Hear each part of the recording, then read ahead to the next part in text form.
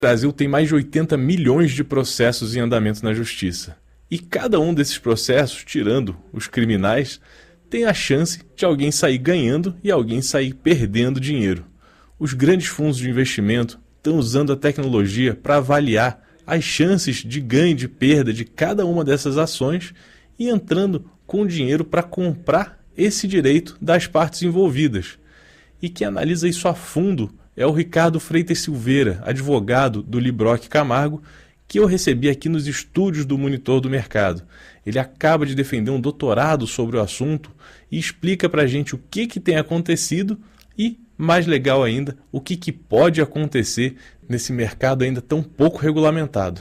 O resultado dessa conversa vem depois da vinheta e eu peço que você use esse tempo para curtir o vídeo, se inscrever no canal e enviar também para quem pode ter interesse nesse conteúdo tão relevante.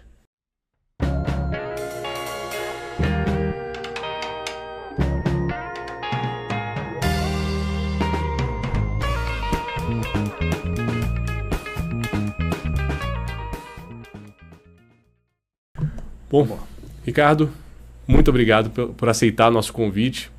É muito bacana a gente conseguir falar de um mercado novo. Você é expert já com doutorado feito, com uma tese prestes a ser publicada em livro, falando justamente sobre o mercado dos litígios.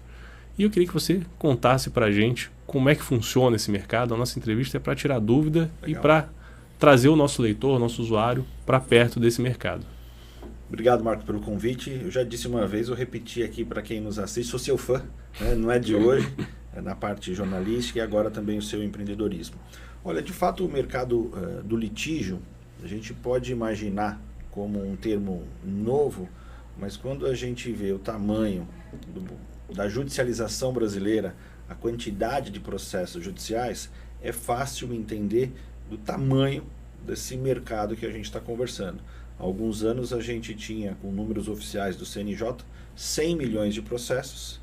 Esse número reduziu, ainda bem, mas nós continuamos falando de 82 milhões de processos judiciais em andamento. Reduziu com aquelas metas todas do CNJ de acabar com o processo rápido e tal. O trabalho de mediação, de conciliação, as iniciativas e, claro, também a justiça mais digitalizada, né? O processo anda mais rápido, ele não anda de um arquivo para o outro, ele não anda de uma mesa para outra. Agora, no ambiente digital, ele anda mais rápido. Mas são muitos processos que é uma exclusividade brasileira. Quando o mercado financeiro conheceu, né, esse potencial da judicialização brasileira, viu ali que então existia esse mercado do litígio. Por quê? Alguns temas associados ao mercado do litígio, como por exemplo a monetização de precatórios, a gente já está falando de algumas décadas. Sim, compra e venda de precatório é algo tradicional, muito FDIC faz isso. Não é uma coisa nova. O que a gente tem nos últimos anos crescendo? E também os casos de financiar uma arbitragem, por exemplo, isso já é relativamente antigo. O que nós temos novo, recente, que tornou esse mercado muito atrativo, é a massificação da aquisição desses processos judiciais. E aí eu falo de casos cíveis e casos trabalhistas. A gente não olha mais casos gigantes, é isso? Você compra casos pequenos?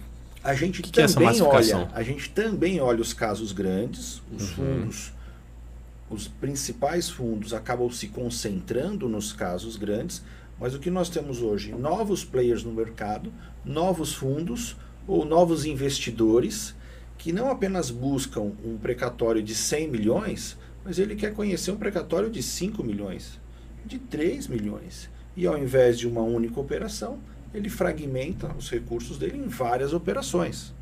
Do mesmo jeito nas reclamações trabalhistas. Você vai ter ali milhares de reclamações trabalhistas de 100 a 500 mil reais. No passado, isso não era um alvo do mercado financeiro. E agora passou a ser. Vamos dar um passo atrás. Na compra do precatório, a gente tem um título de dívida pública reconhecido judicialmente, que você negocia. Esse título agora é seu, quando pagar, vai para o seu bolso e eu te pago, né? E eu compro o precatório de você, enfim. No caso do processo trabalhista em andamento, ou do processo em andamento, como é que funciona esse financiamento? Porque o precatório é só entregar o título, passar a titularidade dele e está tudo resolvido. Agora, um processo em andamento, você consegue mudar a titularidade dele? E o que o investidor faz com esse processo, já que ele ainda está na justiça? Interessante esse ponto, Marcos, porque tem um fator novo que a gente precisa colocar nesse ambiente do mercado do litígio, que é a tecnologia. E a tecnologia, inclusive, é a inteligência artificial. Porque o investidor, num precatório, ele sabe que o processo está ganho, mas ele precisa esperar. Numa reclamação trabalhista em andamento, o investidor precisa saber assim, eu vou ganhar lá na frente? Sim. Quanto eu vou ganhar? E a outra pergunta é, quando eu vou ganhar? E quem que traz esses elementos para análise do mercado financeiro? A inteligência artificial. Então, primeiro ponto, ele vai ver se o reclamado, né, a empresa que está do outro lado, é uma empresa sólida. Quando esse processo terminar, ela vai estar ativa para pagar, para cumprir as suas obrigações. 2, ele realiza, com base numa jurimetria que hoje é permitida no Brasil e realizada por empresas especializadas, e no nosso caso no escritório também por alguns escritórios, ele faz essa jurimetria para saber o seguinte, olha, esse caso, a gente chama de causa raiz, o motivo da ação, com esse juiz, a probabilidade de ganho é de 85%. Então ele já sabe se ele vai ganhar, quanto, né? E aí ele projeta ver outros casos encerrados, quanto tempo que esse processo demora. Então ele não tem todas as certezas de um precatório, mas ele tem as convicções suficientes para entender que aquele ativo é um bom investimento, usando tecnologia. Agora, uma provocação. Você é advogado, sócio do Librock Camargo, escritório tradicional daqui de São Paulo, e está me falando sobre a probabilidade de ganho de um processo que eu possa comprar da parte. Você está tirando da equação o advogado, o empenho ou o profissional que vai defender essa causa, ou ele continua na ação? Como é que funciona isso? Ele continua na ação. Ele continua na ação. É o mesmo advogado que estava defendendo e vai continuar? Em muitos casos é o mesmo advogado. Esse advogado pode ser substituído, mas se acontece essa aquisição desse direito, o advogado também recebe. Então vamos imaginar que a parte tem interesse em vender, em ceder o seu crédito. O advogado também pode ceder. Ele vai ceder os seus honorários ali. Os seus honorários ou não. E aguardar e receber o total do valor ao final. Então é negociado em separado. Negociado em separado. Pode ser negociado em separado, pode ser negociado junto. O importante é que é preciso a participação do advogado. Então o advogado, em momento nenhum, ele é deixado fora dessa operação, desse negócio. E essa negociação, né, como é que você encontra os casos? Os advogados levam a vocês, as partes levam a vocês, ou a inteligência artificial busca no Jus Brasil? Enfim, como é que vocês encontram o que é possível? Eu vou comentar do mercado, né? Como que o mercado tem atuado nesse sentido? Hoje existem empresas especializadas em ativos judiciais específicos, então há quem tenha mais atuação em precatórios, há empresas especializadas em processos trabalhistas, e elas, utilizando inteligência artificial, elas criam ali alguns critérios para localizar esses processos. Então, por exemplo, um fundo decide comprar uma reclamação trabalhista contra uma instituição financeira. Uma específica. Uma específica, porque sabe da solidez dela. E aí ele pede critérios, né, ele atribui critérios, a inteligência artificial vai achar esses processos. Quais seriam exemplos de critérios? Critérios. O valor da causa. Então, um fundo que é uma causa acima, por exemplo, de R$300 mil, que já há uma decisão favorável. A inteligência artificial acha perfeitamente esses processos. Acima de R$300 mil contra uma determinada instituição financeira no estado de São Paulo, já com uma decisão favorável ao reclamante. E aí você fala assim, mas por que o reclamante teria interesse em comercializar um processo que ele vai ganhar? Porque ele quer antecipar pelo prazo. Aí é mercado financeiro puro e simples. Mercado financeiro puro e simples. Ele tem ali um interesse de vender, de antecipar o seu recebível e, consequentemente, vai ter ali... ele vai trocar a incerteza, porque querendo ou não é um processo judicial. Lembra que eu falei dos 85%? Você tem esses 15%. Nesses 15% ele pode ter uma reviravolta. Sim. E aí então o reclamante ele troca, né, essa incerteza pela certeza de receber, mas vai acabar recebendo um valor menor, né, com o deságio, que é aí onde o fundo vai ter o seu retorno financeiro. Você falou sobre a influência da tecnologia na escolha, né, e no amadurecimento desse mercado. Isso lá fora, nos Estados Unidos, é um mercado que está amadurecendo nesse mesmo tempo ou ele já é mais maduro? Porque eu lembro de ver isso em série, em filme, já de fundos entrarem em processos coletivos, principalmente aquelas class actions, né? De fundos comprarem o direito de receber naquelas class actions. Isso lá se amadureceu com a tecnologia, igual a gente está vendo aqui, ou isso lá já é algo mais corrente e está chegando para cá agora? O mercado norte-americano e o mercado europeu é um mercado consolidado, mas é um mercado diferente. Por quê? Consolidado porque ele não é novo, mas ele tem essa característica dessas ações, das ações civis, das ações ambientais, o que nós não temos no Brasil. No Brasil nós temos essa massificação. Nós não vamos encontrar essa quantidade de processos de consumidores ou de reclamantes nós temos no Brasil, nós não vamos encontrar essas características nos Estados Unidos e na Europa. Perfeito. Então, são mercados diferentes. Então, o que nós vemos nos Estados Unidos, corrente a gente vê inclusive em filmes, em séries, são as ações civis, grandes causas, né, que vão ali demandar muitos recursos de uma das partes. Né? Então, tem crescido muito, principalmente na Europa, financiamento de litígios ESG, relacionado às mudanças climáticas e questões socioambientais. Então é um perfil diferente. Eu tive a oportunidade durante o doutorado de acompanhar um evento em Frankfurt sobre litígios ESG sendo financiados.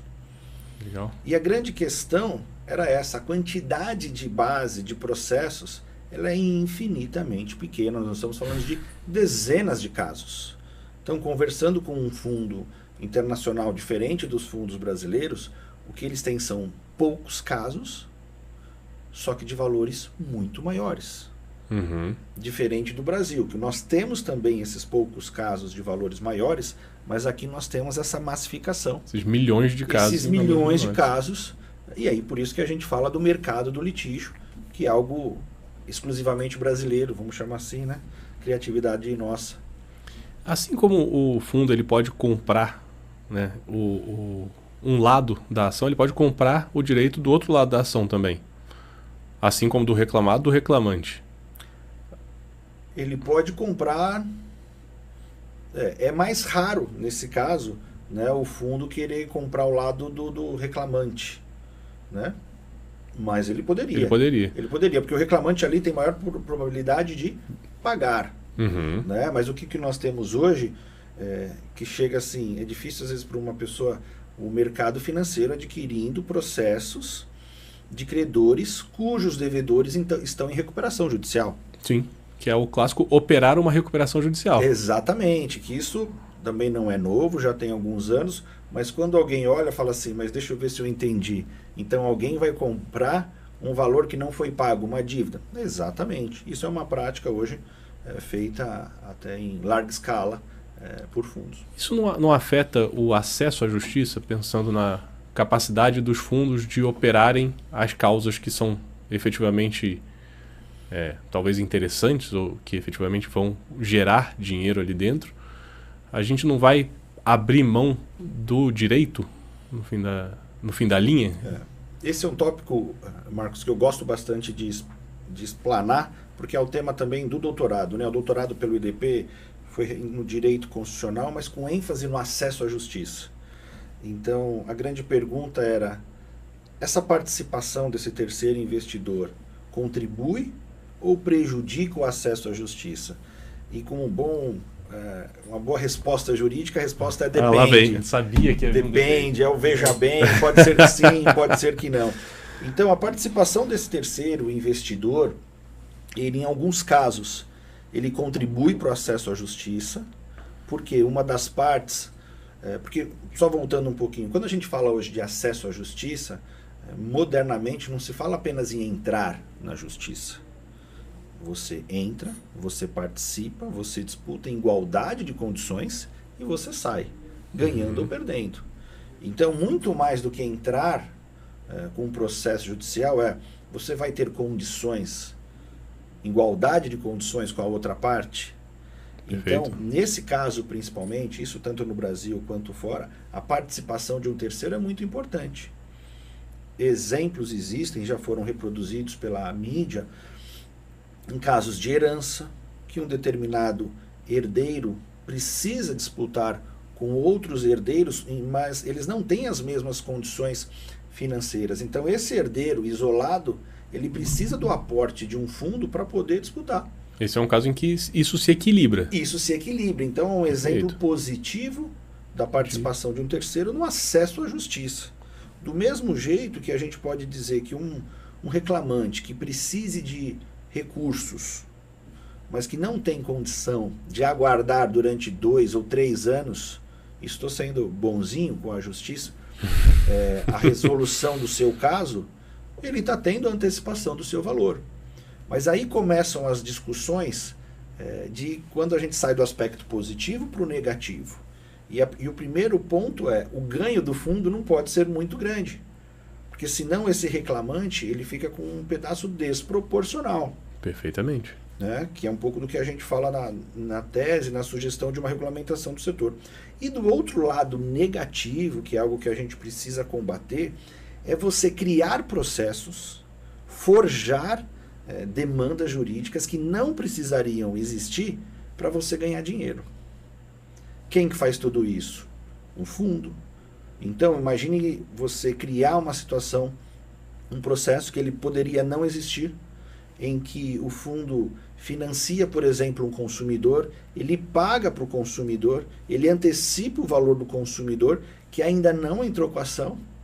Exemplo, exemplo que a gente Isso é parte desses anúncios que aparecem, tipo, você já teve a sua viagem adiada? É assim que funciona? É assim que funciona. Eu achei que era escritório de advocacia que estava fazendo isso, mas é normalmente muitas gestora. Empresas, a gente pelo escritório, pela LBCA, pela nossa inteligência artificial Diana, a gente já monitorou mais de 50 empresas que se comunicam com o consumidor através das redes sociais. Se o seu voo atrasou, receba hoje mesmo R$1.000. Ele não fala para o consumidor, se o seu voo atrasou, procure a companhia aérea. Se o seu voo atrasou, procure os canais oficiais do governo, como por exemplo consumidor. Se o seu voo atrasou, receba hoje mesmo R$1.000. Então ele assina uma procuração, recebe R$1.000 e o fundo ali vai tentar ganhar 4, 5 mil ou muito mais. E isso em escala, Marcos. Inviabiliza a justiça. Inviabiliza não só a justiça, mas você pode prejudicar a sociedade de um modo geral, que foi o que aconteceu em algumas comarcas. Algumas companhias aéreas decidiram suspender certas rotas, porque a quantidade de processos era maior do que a rentabilidade, do que o negócio. Então você tinha mais processos ali, então muitos processos... Isso Brasil? Brasil, isso é uma notícia que saiu recentemente. Caramba! Uma determinada rota, porque numa determinada comarca, a quantidade de processos era tão grande que algumas companhias aéreas falaram, eu não vou mais fazer esse voo. Então, veja que é o extremo da participação de um... E aqui, eu não quero associar só a um fundo, mas assim, a um negócio, a uma empresa, né, que compra esse direito de consumidores, e isso se multiplica. Quando eu terminei o mestrado, em 2020, 19% das ações contra as companhias aéreas tinham a participação desse terceiro, que num determinado momento... Um específico? Não, do conjunto. Ah, de algum terceiro. Que a gente, num determinado momento, chama inclusive de aplicativos abutres, que hoje já é uma terminologia que o mercado utiliza. Então, nós não estamos falando de um escritório de advocacia, a gente está falando de empresas especializadas que utilizam um marketing, uma publicidade ostensiva para convencer o consumidor. Então esse é o outro lado, né? Por isso que a proposta da tese é uma equalização, é encontrar um bom termo da participação dos terceiros, que pode ser extremamente útil para o acesso à justiça, mas não comprometendo a efetiva prestação jurisdicional. Porque tem um ponto ali que nós colocamos, né? Que assim, inclusive essas organizações se utilizam do poder judiciário, lucram e não pagam custas. Porque entra como... Porque entra o terceiro na justiça gratuita. Então, mas, o juizado especial. hipossuficiente. A entra como hipossuficiência do consumidor. Como um consumidor então, hipossuficiente que cedeu aquele direito já no primeiro momento Exato. do processo. Então, quando você vê a empresa tem um processo que ela não precisaria ter contra ela, a sociedade pode, inclusive, ter uma rota aérea suspensa, que para uma comarca pode ser muito importante, e você também prejudica o Poder Judiciário.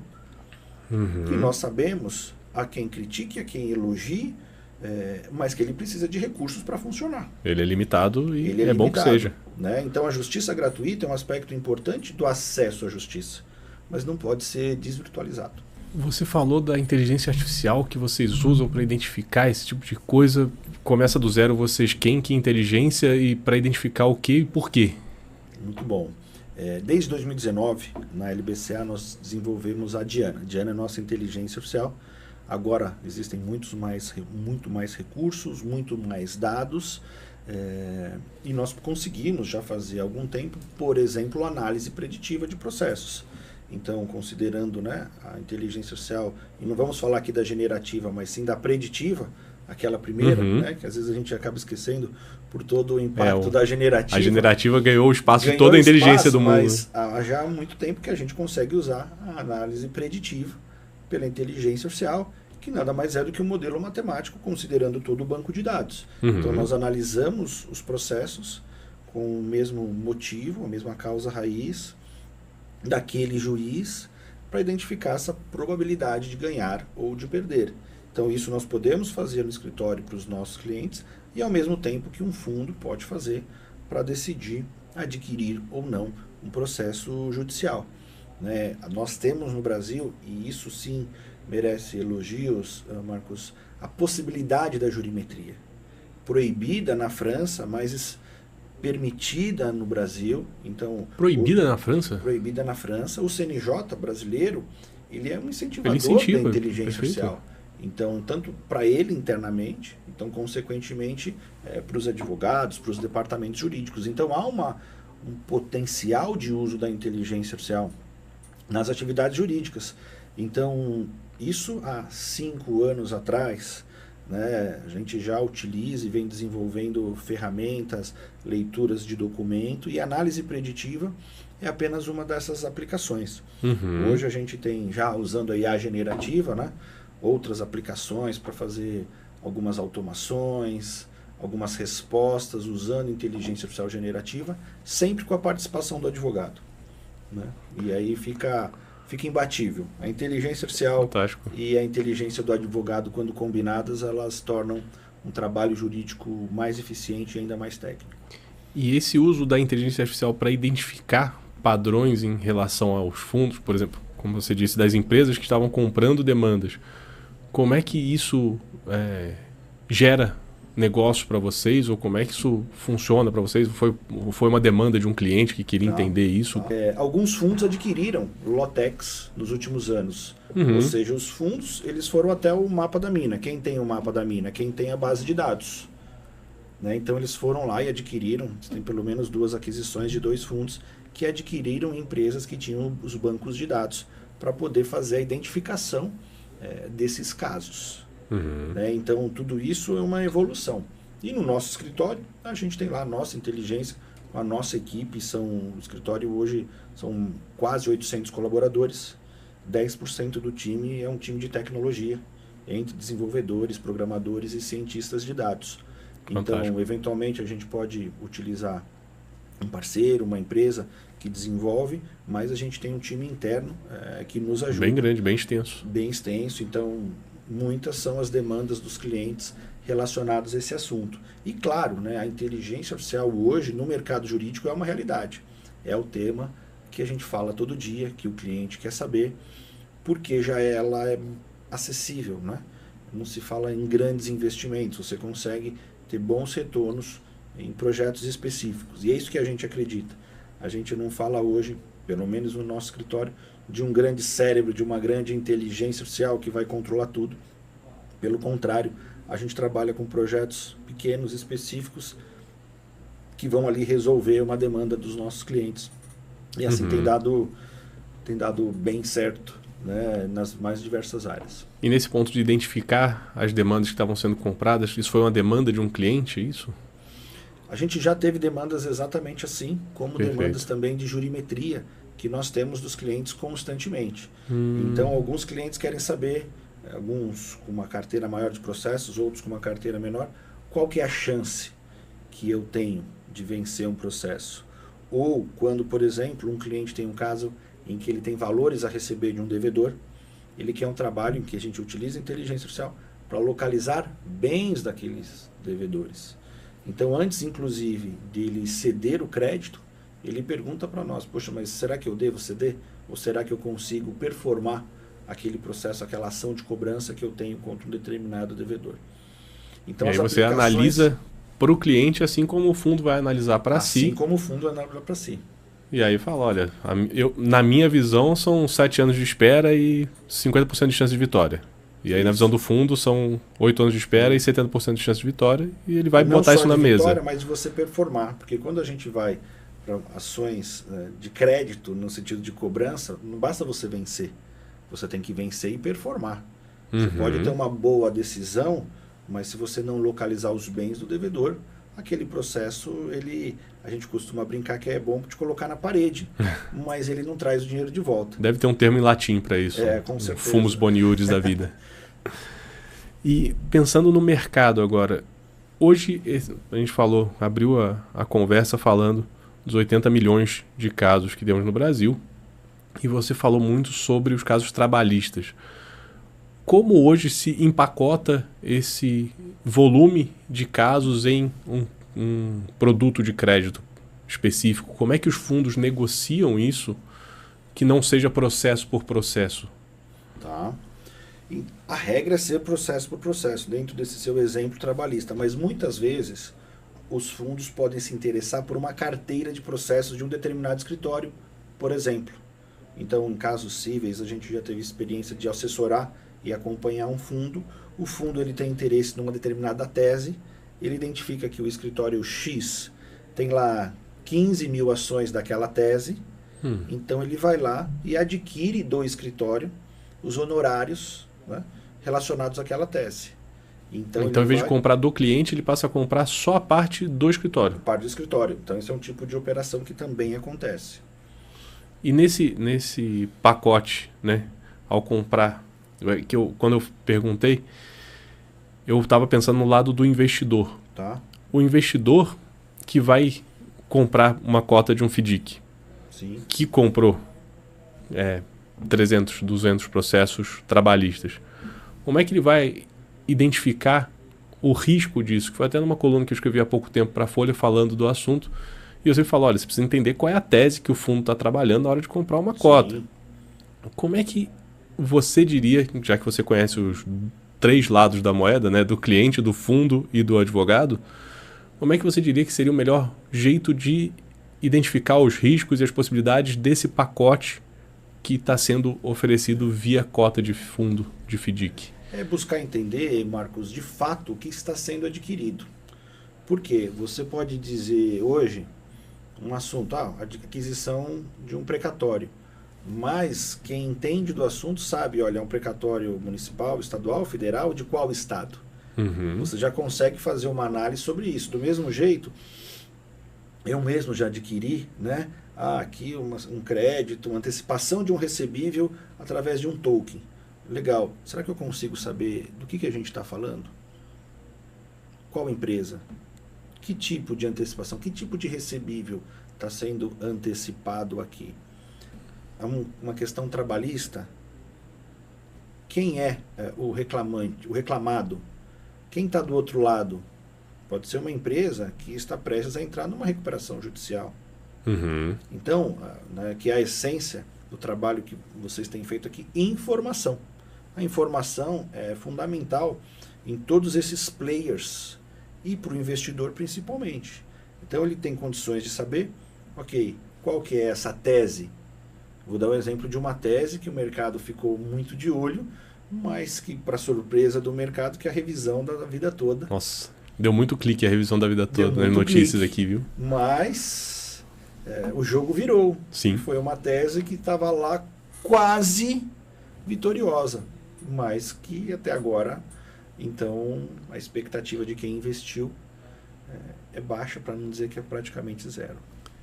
Você acha que parte do burburinho que se formou por conta da revisão da vida toda, além do impacto óbvio na vida das pessoas, né, dos aposentados, você acha que parte desse impacto pode ser creditada a essa tese ter sido muito negociada entre fundos e investidores?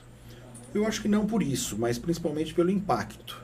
Tá. Né? Então, eu vou falar de novo do livro, mas assim, no livro a gente fala de uma análise sobre o aspecto da análise econômica do direito. Como analisar o mercado do litígio sob essa ótica, né, com essa lente da análise econômica do direito. E quando a gente leva essa análise econômica do direito para a revisão da vida toda, eu acho que o que pesou muito foi a consequência dessa tese. Qual que seria o impacto para o poder público brasileiro? Né? Eu acho que esse foi o grande fator que fez com que essa tese virasse.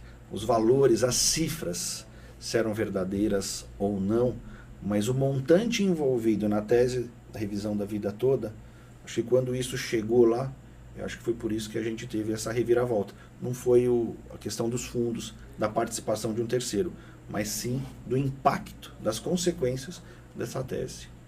E já que você quer falar tanto do livro, mentira. Tem um ponto que eu quero muito saber, porque a gente falou, né, pincelou algumas vezes aqui a parte da regulamentação. Precisa ser feita uma regulamentação. Em linhas gerais, como deve ser feita essa regulamentação? O que precisa ter nessa regulamentação? Uma regulamentação principiológica para impedir, para valorizar aquelas atuações dos fundos que beneficiam a sua justiça e impedir a participação de terceiros que querem aumentar a judicialização desnecessária. Então eu gosto de dizer que é uma regulamentação para a gente chegar num equilíbrio, como, por exemplo, os ganhos dos fundos. Hoje eu reproduzo isso porque isso é público, os fundos ganhando 400%. Então, faz sentido um consumidor ganhar R$1.000 e o fundo ganhar R$4.000, considerando ali uma sentença condenatória de uma determinada empresa em R$5.000? Qual o prazo? 4 meses. Nossa, aí é um ganho exponencial. É um ganho exponencial. Então, isso a gente verifica no mercado, né, dessa participação dessas empresas, desses fundos, quando eles estimulam essas ações de consumidores. Então, esse é um ponto importante. Segundo importante, faz sentido a gente ter, nesse mesmo exemplo, o consumidor ganhando 1.000, o fundo ganhando 4, utilizando o poder judiciário sem pagar custas? Considerando que o poder judiciário, ele tem recursos limitados. A gente tem uma população carcerária que sequer foi julgada. Será que se a gente não tivesse mais recursos, esses recursos também não seriam utilizados para a gente cuidar das pessoas? Tem a questão dos direitos humanos. Então, assim, eu mudei, assim, são os recursos do Poder Judiciário que a gente tem hoje, que a gente precisa equilibrar. Quer usar o Poder Judiciário? Eu sou a favor da participação dos fundos, mas que se pague pela utilização do Poder Judiciário, para que ele possa fazer frente a outros desafios. Né? Que esses 82 milhões de processos, né, sejam equilibrados. Que você só utilize, que não pague as custas, quem de fato precisa. O que não é o caso, do fato de um fundo. De que forma que a regulamentação pode ajudar a não haver um desequilíbrio no processo em si? Ao fundo chegar e apoiar uma parte financeiramente, como é que uma regulamentação pode impedir que esse apoio financeiro gere uma mudança no caminho do julgamento? Olha, quando a gente vai... Esse fundo, quando a gente sai desses casos massificados e vai para aqueles casos pontuais positivos, na verdade o fundo vai equilibrar a favor de quem é beneficiário dos recursos. O equilíbrio a favor não é desequilíbrio? Ele vai deixar a situação em igualdade. Perfeito. Se aquela parte que não tem recurso, que se socorre do fundo, que vai ceder parte do seu valor, ela sequer tem condições de pagar uma perícia, de contratar um escritório, de acompanhar um processo tem custos, uma arbitragem tem custos. Então, a função do fundo, quando ele entra para beneficiar essa parte mais fraca, é para equilibrar. Então, essa parte é mais fraca. Ela recebe os recursos para poder equilibrar. Então não é ficar quem é mais forte ainda mais forte. Mais forte. Não, é quem é mais fraco né? Porque, teoricamente, a gente está falando que essa parte aqui mais forte, ela tem os recursos para se defender, para aguentar um processo que pode, né, via de regra, demorar até 10 anos aqui no Brasil. Né? Então, em regra, o fundo vai equilibrar. Quando a gente não caberia a regulamentação entrar nessa seara. Para a gente poder, embora eu defenda a regulamentação, você tem que deixar a liberdade do mercado, né, que se encontre ali a cada um a sua eficiência. Perfeito. E agora a pergunta de $1 milhão que eu tenho certeza que quem assistir isso aqui vai querer saber. E talvez seja a abertura do vídeo, talvez não seja. Eu tenho um caso, ou eu sou advogado de um caso, que eu acho que seria interessante para um fundo. Como é que eu boto isso à venda? Pensando no Brasil que tem quantos milhões de advogados? 3 milhões de advogados? A gente fala hoje em pelo menos 1,5 milhão. 1,5 milhão de advogados. 1,5 milhão de advogados atuantes, tem 80 milhões de processos rodando, ou seja, possivelmente 160 milhões de partes, já que cada processo teria 2 partes, imaginando no mundo ideal em que cada pessoa só teria um processo. Mas temos 80 milhões de processos, 1,5 milhão de advogados. Como é que essas pessoas fazem, os envolvidos nos casos, fazem para poder vender ou oferecer as suas participações nesses processos para possíveis interessados, possíveis investidores? Então, vou começar com aquela parte da resposta bem clássica. Né? Depende. Primeiro, procure seu advogado. Né? Perfeito. Procure seu advogado para ele explicar para você como que isso funciona. Mas a verdade, Marcos, é que hoje, pelas redes sociais, uma pesquisa no Google, se ele escrever que ele tem um interesse em ceder o seu crédito, ele vai encontrar alternativas especializadas naquele tipo de processo. Então, existem hoje organizações especializadas em adquirir precatórios, especializadas em adquirir processos trabalhistas, né? Mas claro que também o nosso contato fica à disposição. Essa é a resposta mais objetiva. A gente tem feito no escritório esse suporte para os clientes. Por quê? Veja que é de fato esse mercado. Então, por exemplo, nos Estados Unidos você tem uma linha que é a utilização dos fundos para processos em que a empresa inicialmente ela não teria condições de ingressar com aquela ação para, por exemplo, receber um valor. Uhum. Hoje se fala muito em colocar dinheiro bom em coisa ruim. Então você vai gastar para entrar na justiça. Então os fundos entram como para dividir esse risco. Hoje nós temos clientes precisando monetizar ações pelo momento em que eles estão atravessando. Então a oportunidade que eles fazem contato com a gente analisa aquele processo e verifica a melhor opção, o melhor fundo correspondente com aquela demanda deles. Em diversos estágios, seja antes de entrar com uma ação, seja durante um processo. Então é feita toda uma análise nesse sentido para verificar a viabilidade dessa cessão, né, desse crédito, por exemplo. E no caso do advogado, ele depende do cliente para vender a parte dele no processo ou não? Não. Então, algo que ele pode negociar a parte do cliente. A parte do cliente. A parte com crase, viu, gente? Isso, separadamente do cliente. Mas o advogado não precisa pedir autorização ali do cliente para poder fazer essa transação. Perfeito. E para quando podemos esperar seu livro? Final do primeiro semestre. Vamos aqui, a gente volta para divulgar, para falar mais e com certeza com mais novidades nesse tópico. Mercado de precatórios, ativos judiciais e teses ou não? Teses. Muito bom. Monetização. Muito obrigado, meu caro. Obrigado, Marcos.